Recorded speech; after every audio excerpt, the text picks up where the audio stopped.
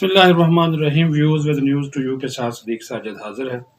Viewers, ایک نیا Pandora box کھول دیا مریم نواز نے.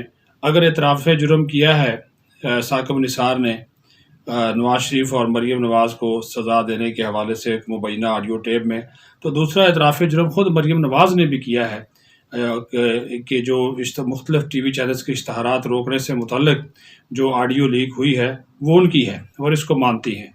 اور اب وہ کہہ رہی کہ جب وہ پارٹی کا میڈیا سیل چلا رہی تھی تو اس وقت انہوں نے اس کے احکامات جاری کیے تھے.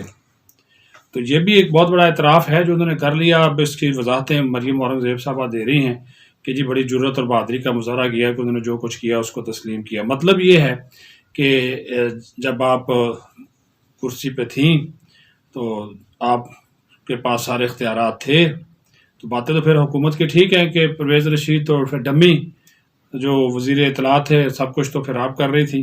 تو اب باضابطہ طور پر جو حکمران جماعت ہے تحریک انصاف، انہوں نے مریم نواز کے اشتہارات سے متعلق جو بیان ہے، جو مبینہ آڈیو لیک ہے، اس کی تحقیقات کا مطالبہ کر دیا ہے.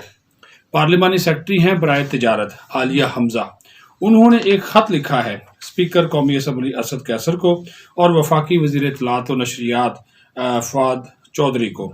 اور اس خط میں انہوں نے کہا ہے کہ اس معاملے کی تحقیقات کی جائے، اور اس میں ساتھ انہوں نے شامل کیا ہے چیئرمین ہیں قومی اسمبلی کی قائمہ کمیٹی برائے اطلاعات و نشریات جوید لطیف. اور جوید لطیف کا جو تعلق ہے وہ مسلم لیگ نون سے ہے. کل آپ کو جو پریس کانفرنس مریم نواز نے کی ہے اس میں وہ آپ کو ان کے ساتھ بیٹھے ہوئے اسٹیج پر بھی نظر آئے تھے. اور یہ عالیہ حمزہ کی جانب سے اور تحریک انصاف کی جانب سے اعتراض اٹھایا گیا ہے کہ مریم صفدر کس حیثیت سے قومی خزانے سے چینلز کو اشتہارات دیتی تھی. یہ خط کی جو کاپی ہے جو انہوں نے بھجوایا ہے وہ آپ سکرین پہ دیکھ بھی سکتے ہیں. اور آڈیو ٹیپ جو ہے وہ مریم نواز کی جانب سے سنگین جو مالی بے ضابطگیاں ہیں اس کا اعتراف ہے، کیونکہ 3 سے 4 ارب روپے کے اشتہارات اس وقت جو ہے وہ مریم نواز صاحبہ کے کہنے پہ مبینہ طور پر دیے گئے، اور بہت سے چینل جو کہ ان کے فیور میں لکھتے تھے، پروگرام کرتے تھے، ان کو دیے گئے. اور جو نہیں کرتے تھے تو اس میں جن چینلز کے انہوں نے نام لیے ہیں، ایئر وائی ہے، 24 نیوز ہے، 92 ہے، سما ہے، ان کے چینلز انہوں نے بند کرنے کے احکامات دیے گئے. اور یہ بھی پی ٹی آئی نے اب الزام لگایا ہے کہ انتہائی منظم طریقے سے جو ایک بدنام زمانہ سیل تھا مریم نواز کی سربراہی میں، میڈیا سیل کام کر رہا تھا، اس نے صحافیوں کو خریدا اور رقوم جو ہیں وہ تقسیم کی. اور دوسری جانب نون لیگ کی جانب سے جو ہے وہ مخالف جو چینلز تھے ان کو سزائیں دی گئیں، ان کے صحافیوں کو نکلوایا گیا، ان کے اشتہارات بند کیے گئے. تو کیا ملزمہ مریم نواز کو سیمینار میں مہمان خصوصی کے طور پر بلانے والی صحافتی تنظیمیں اب معافی مانگیں گی؟ یہ مطالبہ بھی عالیہ حمزہ کی جانب سے سامنے آیا ہے. اس کے اوپر بھی اب، اور یہ اچھی بات ہے کہ یہ اس طرح کی چیزیں جو ہیں ان کی حقیقت سامنے آنی چاہیے. اور جو ہمارے صحافتی تنظیمیں ہیں، صحافتی ادارے ہیں، نیشنل پریس کلب ہے یا P F U J, R A U J, ان کو اس کے اوپر ایک بیان لازمی جاری کرنا چاہیے جو مریم نواز نے بات کی اشتہارات بند کرنے کے حوالے سے.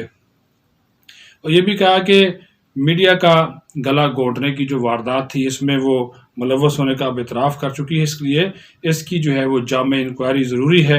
اور اعلیٰ عدلیہ کو بھی اس معاملے پر از خود نوٹس لینے کا کہا گیا ہے.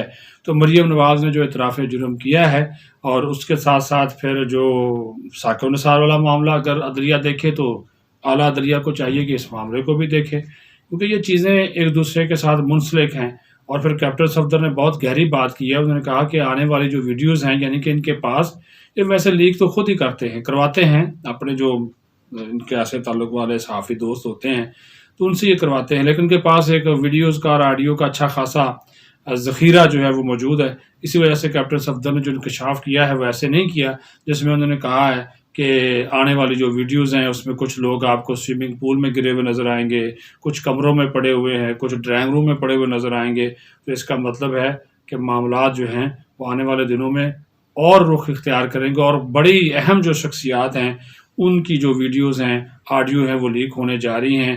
تو یہ نون لیگ والے ہی کریں گے. ایک تو وہ ناصر بٹ صاحب وہاں پہ بیٹھے ہوئے ہیں، اور پھر یہ بھی بتا دوں کہ مریم نواز صاحبہ کے پاس بھی ان ویڈیوز آڈیوز کا بہت بڑا ذخیرہ موجود ہے، جو کہ ہر حال میں چاہتی ہیں کہ انہی کی بنیاد کے اوپر وہ الیکشن لڑے. اور میں تو کہہ چکا ہوں کہ آئندہ انتخابات لگتا ہے کہ جہاں پر الیکٹرانک ووٹنگ مشین کی بنیاد پر ہوں گے، وہیں پر یہ الیکشن جو ہے الیکٹرانک ووٹنگ مشین کے ساتھ ساتھ آڈیو اور ویڈیوز کی بنیاد پر ہوں گے. اس وقت مقابلہ آڈیو اور ویڈیو کا جاری ہے. اپنا خیال رکھیں. اللہ حافظ.